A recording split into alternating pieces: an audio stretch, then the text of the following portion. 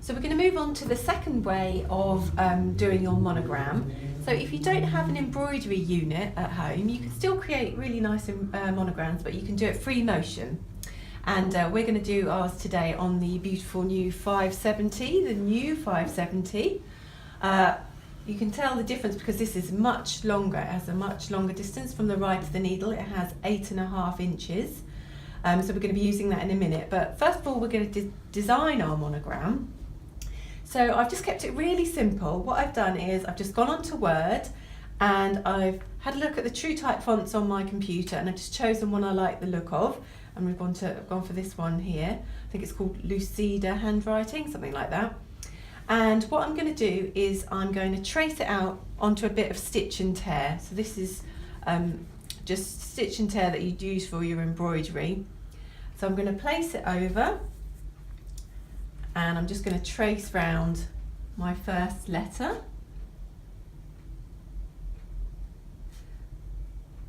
And what I'm going to do is I'm going to put this on top of my toweling and use it as a template so I can sew over it.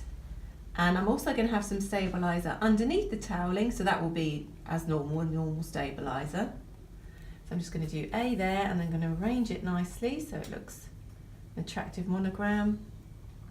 Just draw around.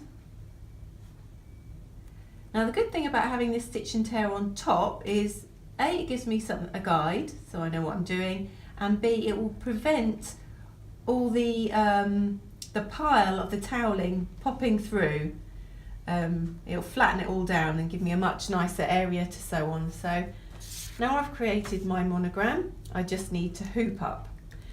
Now for this version, what I'm going to do is I'm going to stitch out on a spare piece of white toweling, and I'm then going to once I've stitched it out, I'm going to create it turn it into a pocket shape, which I'm then going to sew on to my dressing gown.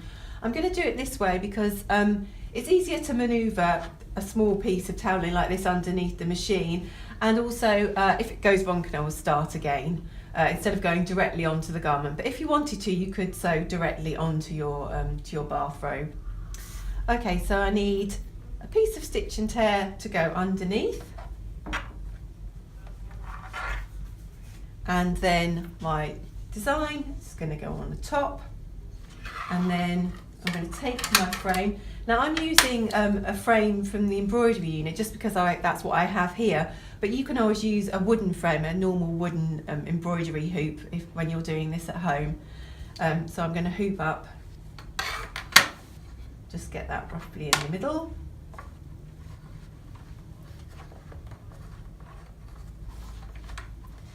Need a bit of, just going to loosen it off. And stand up, I need a bit of oomph to get this in because it's all quite thick. Need to loosen it off a bit more.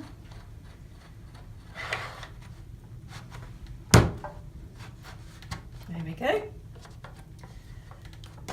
So that's all nicely tight.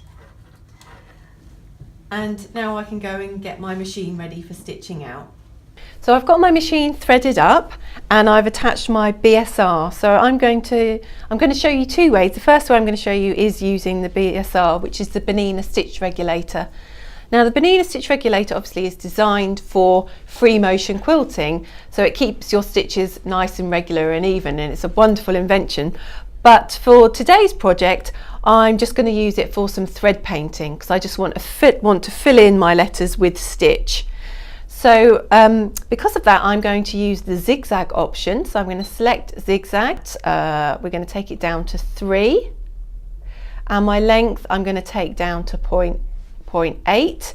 I'm going to choose mode 1, and I'm going to operate it with my foot control so I can start and stop nice and easily. It's already recognised that I've got foot 42 on. I'm just going to lower my foot pressure. So I want to take my foot pressure right down to 0 because I don't need any pressure, because I want to be able to move my hoop around freely. So once I'm all set up, then I'm ready to go. So I can put my hoop underneath the machine.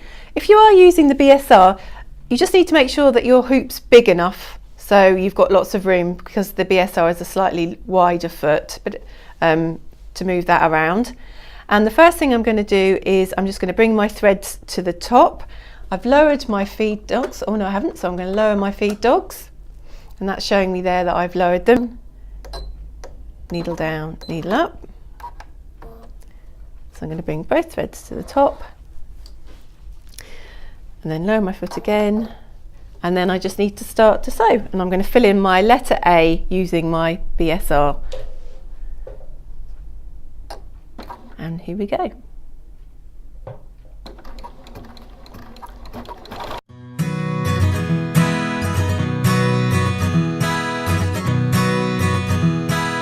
So I find if I do short sections and just go over them, then I can fill it with stitches. It's lovely and smooth and easy to use.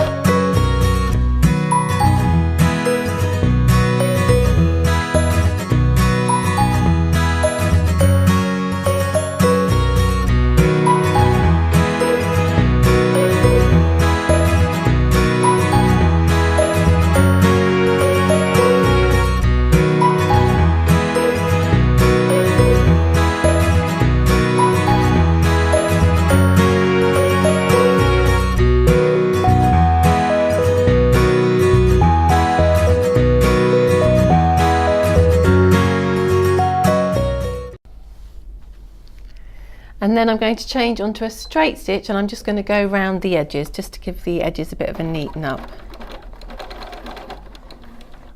Okay, so that's my A full of stitches. Now another way you can do it is you could do it with a foot 24 if you don't have a BSR. So I'm going to swap over to my foot 24, and then I'll just finish that off, finish the B off using that.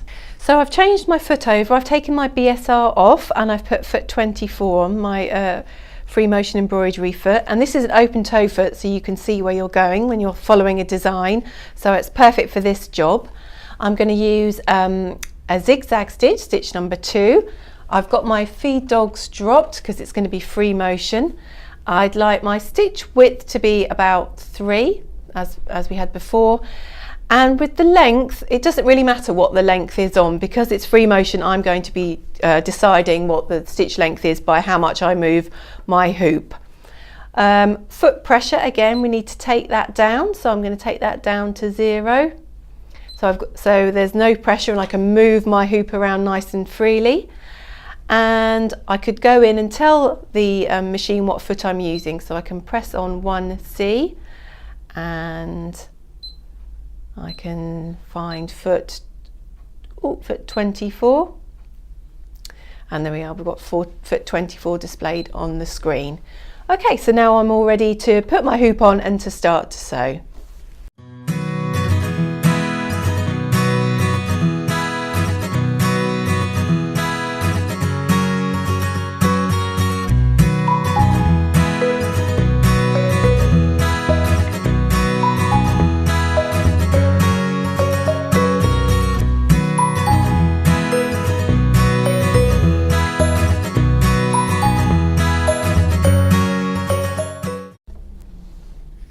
Okay, there we are, and that's both letters finished. So now we can take it off the machine and we're going to turn it into the pocket to place on the bathrobe. So I've pinned my pocket shape onto my robe using my lovely heart-shaped pins, and now I'm just going to set the screen up for this. So I've got foot 1D on, and I've engaged my dual feed because this is going to help me feed the fabric through because it's quite thick with the layers of the toweling. I'm going to use a running stitch. I'm quite happy with the standard setting. I'm just going to go in and tell the machine that I have got 1D on, so I can select that there, come out of that. Foot pressure, I'm going to slightly take the foot pressure down just a little bit because, as I say, this is quite thick, bulky fabric, so you probably don't need quite as much foot pressure, so that will help it ease its way through. I'm going to use the side of the foot as a guide. So I'm going to move my needle position over. I'm going to take it over to 4. So that's 4 positions to the right. and I'm going to engage needle down because I'm going to want to stop and pivot as I go around the bottom section. And I've also got my knee lift in now, which obviously I love my knee lift, can't sew without that. Okay, so now we're ready to start, and as I say, I'm just going to sew around the edge and attach the pocket. I've changed to a white thread as well, so I can just lower the foot down, I can just take that pin out, and I'm going to stitch forward and then stitch back a little bit using my quick reverse just to secure the corner of the pocket. So here we go. I'm just going to go forwards and then go back a little bit just to secure that, and then I can go forwards again. Just going to take my pins out as I go. And again, I'm just going to go back a little bit just to secure the corners. And then the lovely 570 has scissors, so I can just press my scissors and it's going to trim for me. And there we go, we've got our new pocket all sewn on.